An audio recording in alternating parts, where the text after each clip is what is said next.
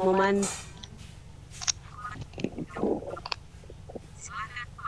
San. Ya, baik, terima kasih Ibu Nona ya selaku host kita pada sesi pertama ini. Tepatnya pada hari Kamis tanggal 30 ya, tanggal 30 Mei 2019.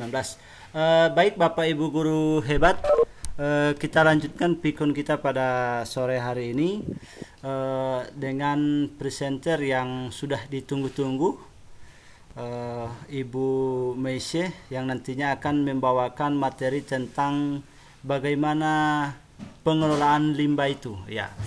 Karena memang limbah ini selalu jadi masalah dalam hidup kita, sehingga biar tidak jadi masalah, nah nanti akan dijelaskan oleh Ibu Meisye strategi tentang pengelolaan limbah. Baik, saya tidak akan berpanjang-panjang untuk menghemat waktu. Langsung saja, mari kita sama-sama dengarkan pemaparan materi dari Ibu Meisye, dan pada Ibu Meisye disilahkan.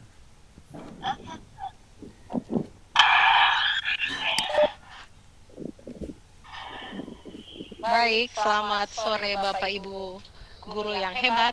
Pada sore hari ini saya akan mempresentasikan bahan mengenai alternatif pengelolaan limbah. Seperti sudah dipaparkan oleh Bapak moderator tadi, bahwa limbah itu menjadi masalah dalam kehidupan kita.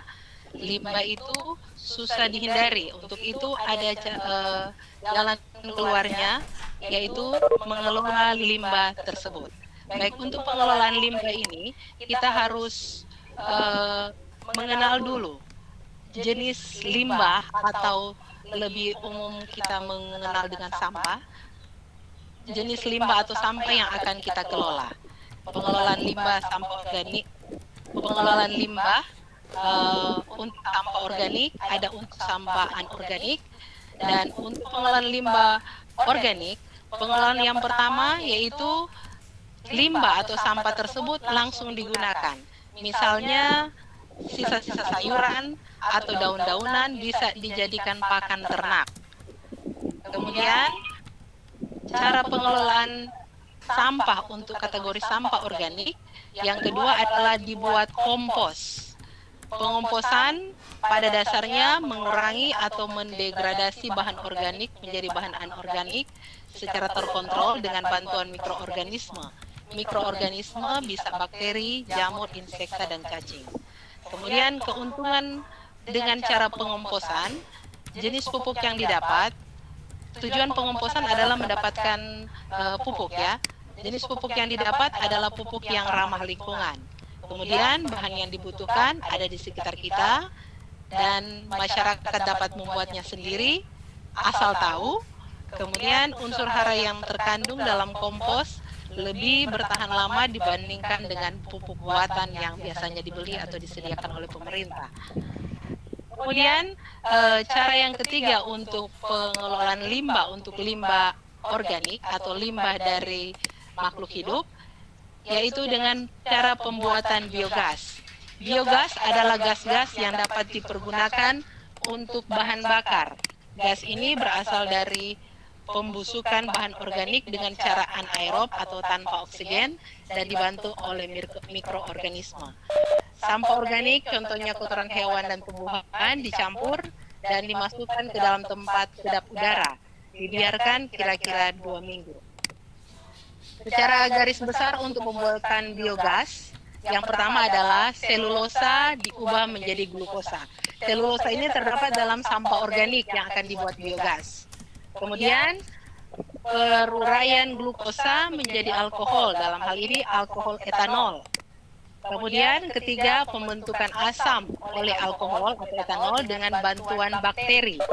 Dan keempat, pembentukan gas metana atau CH4 oleh asam dengan bantuan bakteri. Kemudian cara yang keempat adalah pirolisis. Pirolisis ini adalah pengolahan limbah dengan proses dekomposisi kimia atau pembentukan gas metan. Sama seperti tujuan pembentukan biogas, pirolisis juga ini tujuannya adalah pembentukan gas metana. Gas metana bisa digunakan sebagai alternatif biogas untuk bahan bakar. Kemudian yang kelima adalah limbah organik bisa dapat diubah menjadi bahan bangunan seperti di Jepang dan di Jerman. Mungkin kalau di sini belum ada. Siapa tahu ada yang ke depan bisa digunakan untuk di Indonesia atau di Manado atau dimanapun bisa. Kemudian yang berikut adalah sampah anorganik. Sampah anorganik adalah sampah yang tidak berasal dari makhluk hidup, tidak berasal dari hewan, tumbuhan, atau manusia. Sampah anorganik ini pengelolaan sampahnya dibedakan atas satu, sampah yang masih bisa dipakai lagi tanpa pengolahan.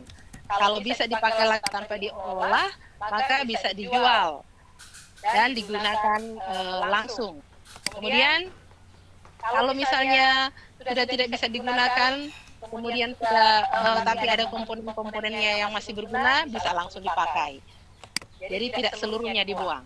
Yang kedua adalah didaur ulang. Sampah anorganik daur ulang. Biasanya adalah sampah yang berasal dari plastik, logam, kertas, dan kaca. Kita tahu contohnya plastik, botol-botol air mineral itu bisa didaur ulang kembali.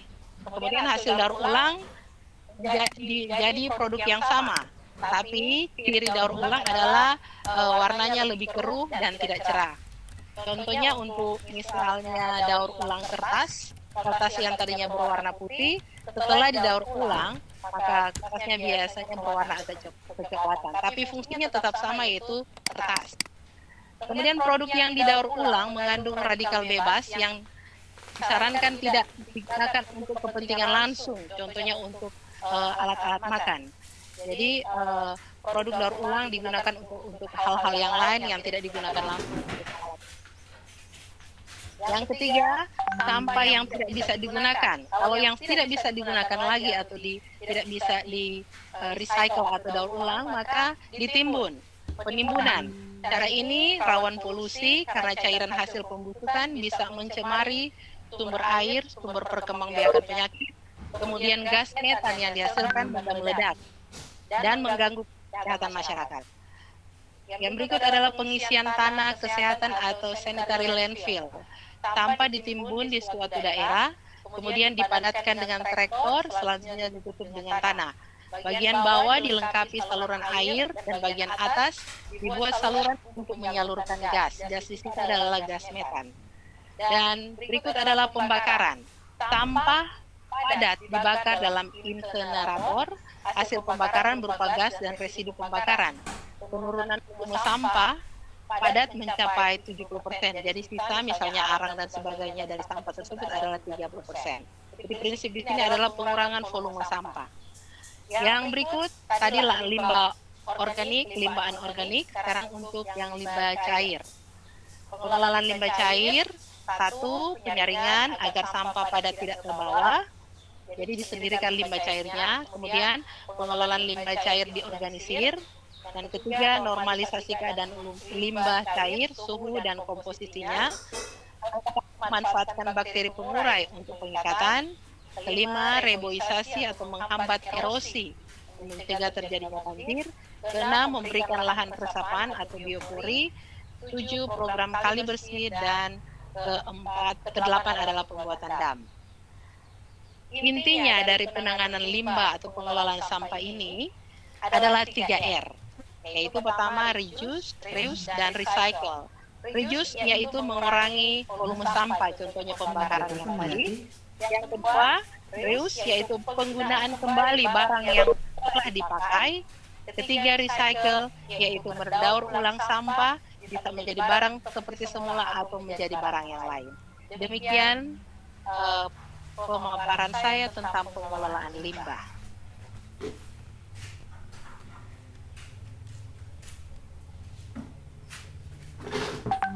Ya, Bapak Ibu hebat, itulah pemaparan materi dari Ibu Meisye tentang pengelolaan limbah.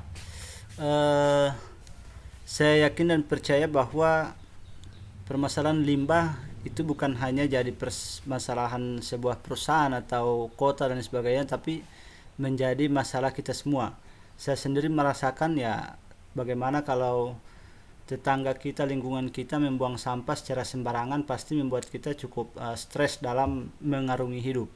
Baik Bapak Ibu, apabila ada pertanyaan disilahkan ditanyakan langsung kepada pemateri kita Ibu Meisye. Silakan.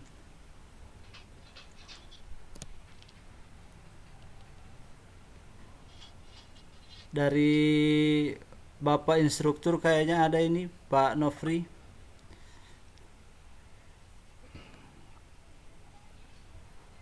Oke, baik. Halo. Ya, silakan Halo. Pak.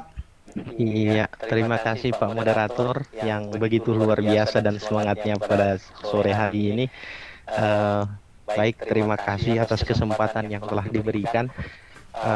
Ibu Meisye, sungguh luar biasa materi untuk pengelolaan limbah. Nah, ini Bu, untuk apa namanya, saya tertarik dengan permasalahan yang mungkin sekarang ini bukan menjadi masalah personal, tapi menjadi masalah umum, khususnya sampah-sampah yang ada di masyarakat, khususnya yang ada di Indonesia ini.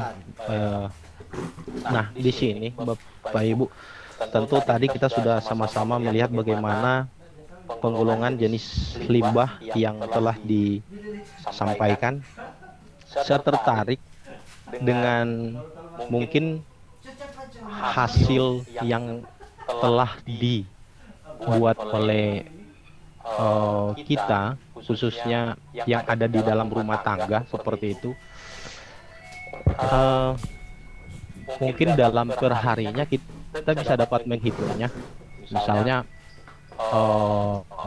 untuk limbah rumah tangga, berapa kali kira-kira untuk kita mencuci pakaian dan sejenisnya untuk yang masalah deterjen seperti itu. Nah, dampaknya tentu kita bisa lihat pada pada tanah yang mungkin tidak bisa lagi dapat didaur ulang seperti itu atau bagaimana. Nah, mungkin Bu Heni bisa dapat menjelaskan bagaimana upaya pencegahan daripada limbah rumah tangga tersebut, Bu, ya, yang mungkin kalau dalam satu rumah tangga itu ada berapa orang ya, misalnya ada 8 orang, bayangkan 8 orang itu kalau dalam satu hari dia ganti baju itu ada sekitaran 1 kali 3 ya, pagi, sore, pagi, siang, malam. Nah, kali 8 ada 24 pasang. Nah, kalau 3 hari 1 kali mencuci, berarti setumpuk atau bisa ditimbang kilo kalau di tempat pencucian baju. Nah, kira-kira Bu, untuk mengantisipasi banyaknya sampah rumah tangga seperti itu dalam jumlah di dalam KK tersebut, kira-kira kiat-kiat apa yang bisa diberikan kepada kita sebagai pengguna seperti itu. Oke, baik, terima kasih. Silakan Bu, langsung dijawab. Oke, Pak. Untuk pertanyaan tadi adalah limbah dari pencucian rumah tangga. Iya, limbah rumah tangga, Bu. Dalam limbah cair. Memang untuk saat ini limbah cair hasil pencucian rumah tangga itu belum memakai prinsip-prinsip pengelolaan limbah seperti yang tadi yang dipaparkan tadi, karena itu dipaparkan untuk pengelolaan limbah cair itu biasanya untuk yang dalam skala besar, misalnya rumah sakit dan atau pabrik-pabrik biasanya ada pengelolaan limbah cair. Tapi kalau untuk rumah tangga, pemerintah melalui produk-produk deterjen yang dihasilkan biasanya mengharuskan deterjen, untuk saat ini juga sudah berlaku, deterjen yang biodegradable atau dapat dihancurkan atau diuraikan oleh mikroorganisme. Jadi dia akan seperti sampah organik yang mudah diuraikan oleh mikroorganisme. Jadi deterjen-deterjen yang ada sekarang untuk pencucian baju adalah deterjen yang biodegradable. Sama seperti plastik juga sudah ada yang biodegradable, walaupun penghancuran plastik oleh mikroorganisme itu memakan waktu 1 tahun, tapi paling tidak sudah dapat diuraikan atau dihancurkan plastik tersebut. Beda dengan yang dulu, kalau plastik-plastik yang biodegradable tidak dapat dihancurkan. Jadi untuk deterjen sendiri untuk saat ini sudah biodegradable atau dapat diuraikan. Untuk zat-zat kimia paling tidak boleh diuraikan menjadi zat-zat yang bisa mengurangi polusi tanah. Limbah tersebut bisa mengurangi polusi tanah. Untuk meniadakan sama sekali saya rasa tidak, tapi untuk mengurangi dampak polusi tanah dari deterjen itu, jalan keluarnya untuk saat ini adalah deterjen biodegradable. Terima kasih, Pak. Oke. Mantap, Bu. Terima kasih. Ya, saya kira jawabannya Ibu memang sudah sangat meyakinkan, Pak ya. Khusus untuk proses pengolahan limbah ini. Ya, baik. Memang luar biasa, Pak. Ahlinya memang ini, Bu. Mece masih ini. Iya, saya lihat ada bahasa-bahasa yang cukup membuat otak kesana kemari itu.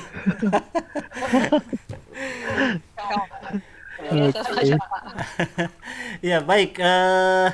Mungkin masih ada yang lain sama Ibu Holly ini. Saya lihat ada juga. Kayaknya memang sudah siap dengan pertanyaan yang sangat super terkait dengan pengelolaan limbah ini. Bu Holly selaku instruktur. Atau ada siapa ini? Saya lihat ada Ibu Irma Dharma 1977. Ini yang mana ya? Saya baru kenal. Jangan-jangan instrukturnya kita ini Bu Irma. Bu Irma monitor.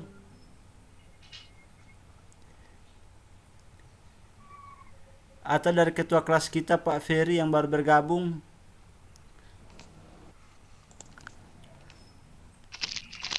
Masih on the way. Oh, masih OTW. Iya. Masih juga di dalam bus ya. Siap-siap, lanjutkan perjalanan Pak Ferry. Ibu Okta, ada pertanyaan Bu? Sebelum presenter kita mau melakukan closing statement terhadap materinya.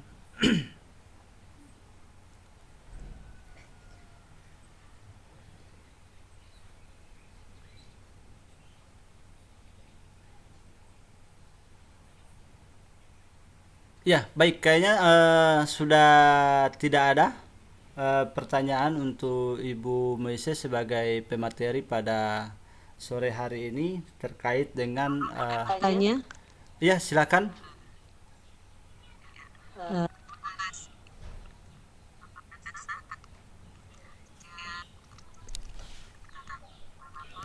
Ya, kecil sekali suaranya Ibu Bu Nona. Nona, suaranya kecil, Bu.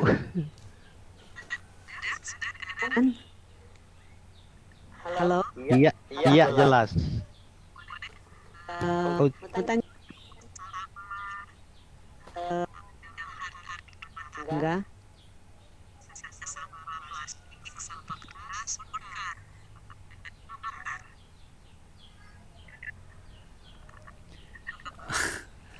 Suaranya ini Ibu hilang lagi Bu. Kecil sekali suaranya Halo. Ibu ya. Ah, itu besar. Iya, halo. Ya, oke, lanjut. Tanya. Sampah plastik atau kertas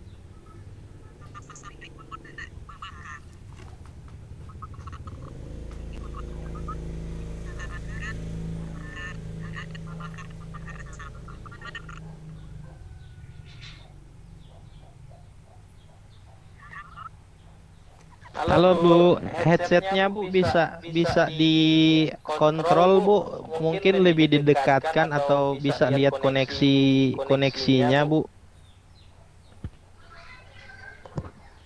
Bu Nona, Oh, ini tidak menggunakan headset. pantas.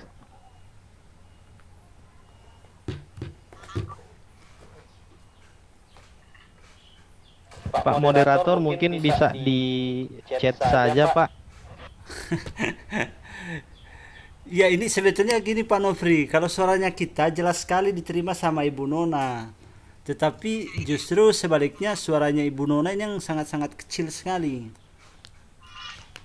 Iya, mungkin terkendala dengan headsetnya karena tidak pakai headset. Ah, Nah, apa namanya kiriman dari penyedia mungkin itu yang agak tidak apa namanya tidak langsung gitu. Jadi samar-samar suaranya. Mungkin bisa diarahkan di saja Pak moderator. ya Ibu Nona, coba diketikkan saja ke chatroomnya kita Bu. Bisa bertanya melalui chatroom. Nanti saya yang bacakan dan sampaikan ke pemateri.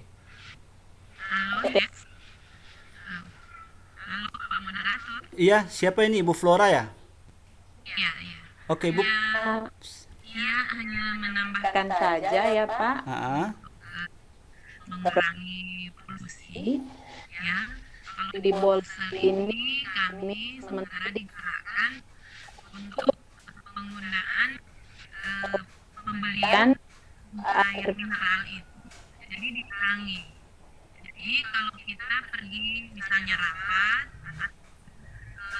ada pesta hajatan, itu dihimbau membawa, kalau yang pergian itu misalnya ke rapat, kita membawa air dari rumah dan wadah dari rumah. Jadi tidak perlu lagi membeli aqua. Kan kalau kita beli aqua, botolnya itu kan langsung dibuang. iya betul. Kemudian kita dianjurkan, kemudian kalau di Bolsel juga sementara ada pembuatan botol untuk yang di Bolsel. Jadi semua bagi ASN dan tenaga kependidikan lainnya itu dianjurkan di setiap kegiatan itu membawa botol mineral ya dari rumah sendiri.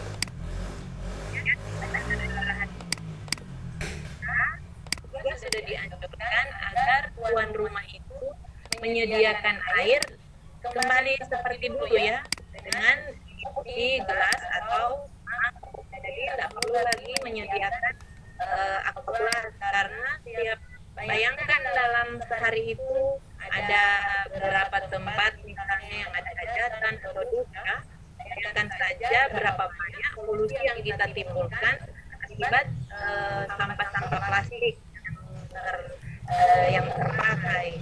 Jadi itu untuk di Bolsel itu sementara digalakkan.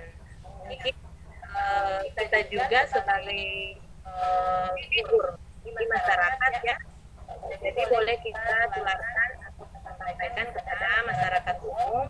Kami juga di sekolah anak-anak itu nggak lagi beli minuman gelas ya, jadi suruh bawa anak-anak itu dari rumah memang sudah ada botol air mineralnya. Jadi itu untuk mengurangi polusi ya. Iya, mantap. Maksudnya sampah ya. Kemudian kita juga di sekolah sampah-sampah plastik itu dikumpulkan Pak. Jadi kita buat diolah kembali. Kita buat kerajinan tangan itu, yaitu bikin bunga, kemudian yang botol aqua yang besar kita gunakan ganti pot bunga. Jadi mungkin itu saja dari seri pengalaman, juga hal-hal yang bisa kita kembangkan di tempat. Terima kasih Pak. Ya, baik, terima kasih. Sangat baik sekali apa yang ditambahkan oleh Ibu Flora. Tapi bisa-bisa saya curiga ini pemerintah Pulau Mondo Selatan lagi bermasalah dengan produsen air mineral. Oh tidak. Bisa kan sementara digalakan. Iya. Karena kami di Sulsel itu memang pemerintah Kamir itu siap tanggap. Jadi dengan keadaan yang jadi tetap mengikuti segala program pemerintah, apalagi untuk lingkungan ya Pak. Iya, siap. Apalagi pinggir pantai kebanyakan untuk penduduk di sini mereka membuang sampah sembarangan itu mereka buang di pantai, sementara ini ikannya kan kita yang makan. Iya, betul. Merugikan bagi kita. Siap. Iya, siap. Saya hanya bercanda tadi, Bu. WTP yang kelima. Ya, saya barusan dengar. Meraih WTP yang kelima secara berturut-turut ya, Bu. Iya. Mantap, luar biasa Bolsel. Hidup untuk Bapak Iskandar Kamaru. Iya, Pak Iskandar STT yang Iya. Bupati sekarang. Wakilnya Kode dia. Iya. Oke, mantap. Iya. Siap. Baik Bu Flora, kita beralih ke Ibu Nona dulu. Bu Mese, ini ada pertanyaan dari Bu Nona menanyakan justru bagaimana pendapat Ibu mengenai sampah plastik atau kertas yang dibakar. Tolong dijelaskan, Bu. Baik, terima kasih untuk pertanyaan dari Ibu Nona dan terima kasih juga untuk Ibu Flora yang tambahan tadi yang sangat bagus sekali. Untuk kembali ke pertanyaan Ibu Nona, bagaimana pendapat saya tentang sampah plastik atau kertas yang dibakar? Sampah plastik atau kertas sebenarnya sebaiknya dijual atau didaur ulang. Kalau untuk sekolah kami biasanya kertas-kertas sisa ujian dan sebagainya yang tidak bisa digunakan lagi dijual kembali. Kemudian sampah plastik juga bisa dijual kembali. Kalau di Manado kan ada ada yang jalur-jalur khusus yang bisa untuk menjual sampah plastik. Kalaupun tiba pada alternatif terakhir harus dibakar, jadi itu intinya untuk pengelolaan limbah di sini adalah mengurangi volumenya. Kalau sampah setiap pembakaran itu selalu bisa menghasilkan polusi. Walaupun pengurangan sampah volumenya dikurangi, tetapi tetap ada polusi. Jadi tentang pembakaran plastik ataupun pembakaran kertas itu penanganan limbahnya jalan, tetapi tetap polusi udara tetap ada. Karena pembakaran untuk plastik dan kertas itu kalau secara kimia itu pembakaran tidak sempurna. Polusi udaranya ada gas-gas yang bisa merusak kesehatan. Beda kalau pembakaran sempurna. Kalau pembakaran sempurna itu biasanya apinya yang warna biru. Itu pembakaran sempurna, itu tidak ada gas-gas yang beracun untuk tubuh manusia. Tapi kalau pembakaran tidak sempurna ada tetap polusi atau gas-gas beracun yang bisa merusak kesehatan tubuh manusia. Demikian. Jadi untuk sampah plastik atau sampah kertas yang dibakar itu adalah salah satu pengelolaan penanganan limbah, tapi ada efeknya atau ada tidak baiknya yaitu polusi udara. Demikian Pak dan Ibu. Ya, baik. Bagaimana Ibu Nona? Silakan.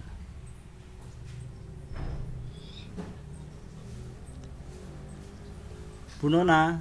Halo. Ya, silakan Bu. Tor, Iya, halo. Silakan Bu. Halo. Lanjut. berat, Iya, halo.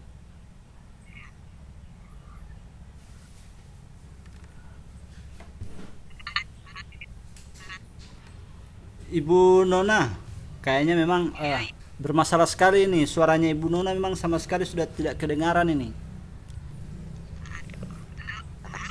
headset, Sebetulnya kalau saya lihat ini bukan persoalan headset Bu, tapi memang jaringannya di tempat Ibu kayaknya.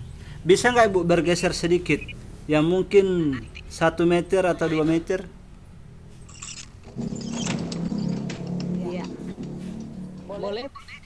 Itu ada sedikit Bu. Oke.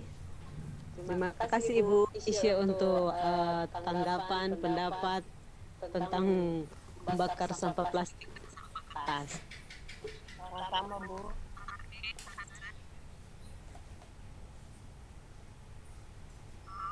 Iya loh, aduh. Tadi sudah bagus, hilang lagi. Terus kemana lagi ya? Harus kemana lagi? Aduh, perjuangannya Ibu. Sama ini kayak Ibu Flora ini. Berjuang mencari jaringan.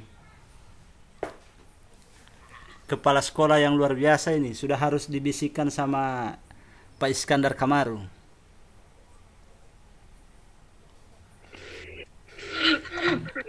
Nggak usah dibisikkan Pak, nanti maabu.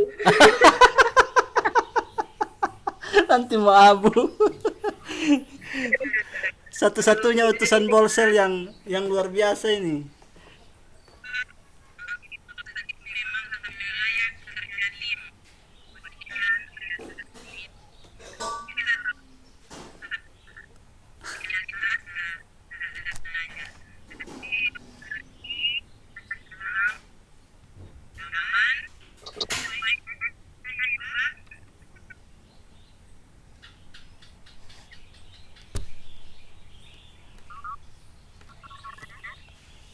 Ya, baik Bapak Ibu, kayaknya sudah tidak ada tanggapan atau masih ada? Masih ada pertanyaan lain lagi? Ini masih ada Ibu Holly ini selaku instruktur, Ibu Octavia ini.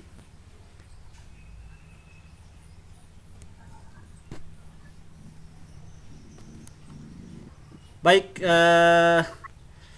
silakan untuk memberikan closing statementnya Ibu Messi, kayaknya sudah tidak ada lagi.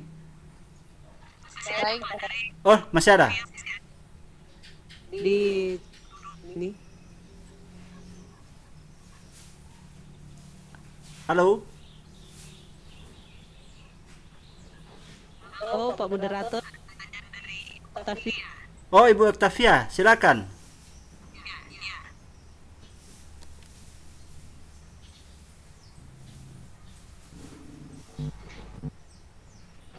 Informasi Pak Moderator, Ibu Octavia itu ada di chat kemungkinan untuk tanggapannya Pak.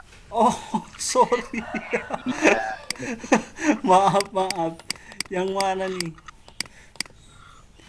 Ibu Octavia, slide-nya jalan tidak? Yang mana ya?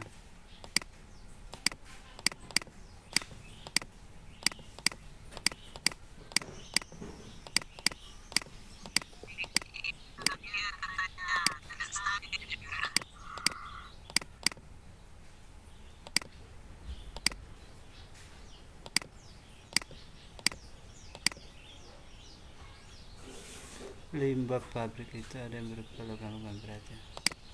Pada hasil pertanian.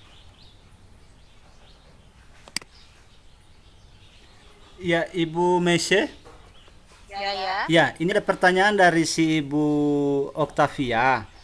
Ini menyangkut logam-logam berat yang ada di di dekat pabrik, berdampak pada hasil pertanian. Itu kira-kira bagaimana, Bu? Memang kalau daerah pabrik biasanya jangan di dekat lahan pertanian, karena pabrik itu walau bagaimanapun tetap menghasilkan racun, bukan saja bagi tanah. Kalau tanah itu dari limbah cairnya, tapi mungkin ada asap limbah gasnya yang tetap membuat polusi tanah, polusi udara dan sebagainya. Jadi mungkin untuk pembangunan pabrik biasanya pemerintah menganalisis dulu, analisis AMDAL ya, Ya. analisis mengenai dampak lingkungannya. Ya, AMDAL. Jadi biasanya kalau di daerah dekat pertanian tidak bisa dibuat pabrik atau semacam penambangan emas misalnya, tidak bisa di dekat daerah pertanian. Sebab itu kadang-kadang masyarakat, bukan kadang-kadang ya, ada saja masyarakat yang menolak pembangunan pabrik atau hal-hal yang bisa merusak lingkungan atau daerah pertanian mereka. Jadi pencegahan. Tetap sih ada polusinya, tetap ada rusak tanah, polusi tanah, udara. Oleh sebab itu ada analisis mengenai dampak lingkungan atau AMDAL sebelum pembangunan pabrik. Jadi tetap ada polusi di sekitar pabrik tersebut.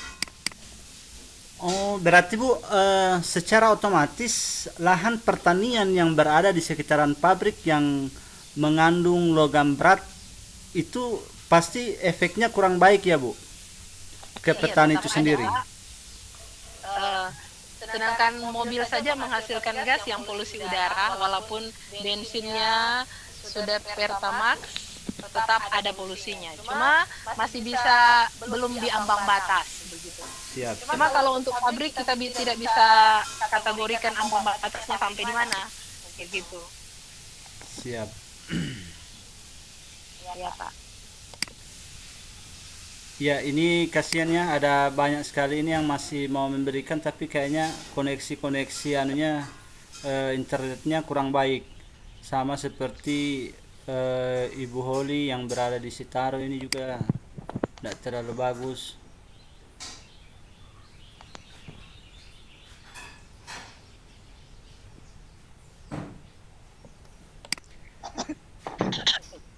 Ya, waktunya habis menurut Ibu Flora. Ya, silakan Ibu Meise ke closing statementnya sebelum saya kembalikan kepada host. Baik Bapak Ibu guru hebat, untuk pengelolaan limbah untuk presentasi saat ini, intinya ada di slide terakhir ini, yaitu pertama reduce atau mengurangi volume sampah. Kita kurangi volume sampah, kemudian reuse atau penggunaan kembali barang yang telah dipakai. Contohnya yang tadi ada di Bolsel itu menggunakan bahan-bahan wadah sendiri yang digunakan kembali. Kemudian yang ketiga adalah recycle atau mendaur ulang sampah. Tapi ketiga-tiganya ini masih lebih baik adalah pencegahan. Jadi pencegahan buangan sampah agar tidak lebih banyak, limbah tidak lebih banyak. Demikian Pak dan Bu, terima kasih banyak. Oke, baik. Itulah presentase materi pengolahan limbah dari Ibu Messi. Semoga materi tadi dapat menambah wawasan kita, entah cara mengolahnya, menanggulanginya, atau justru cara mencegah limbah tersebut. Dimulai dari kita sendiri sampai kepada pabrik-pabrik yang notabene juga banyak menghasilkan limbah-limbah yang sangat mengganggu lingkungan. Dalam hal ini adalah polusi. Baik, saya kira cukup demikian Vicon sesi 1 pada sore hari ini, dan saya kembalikan kepada host Ibu Nona.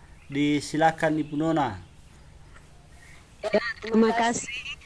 Luar biasa presentasi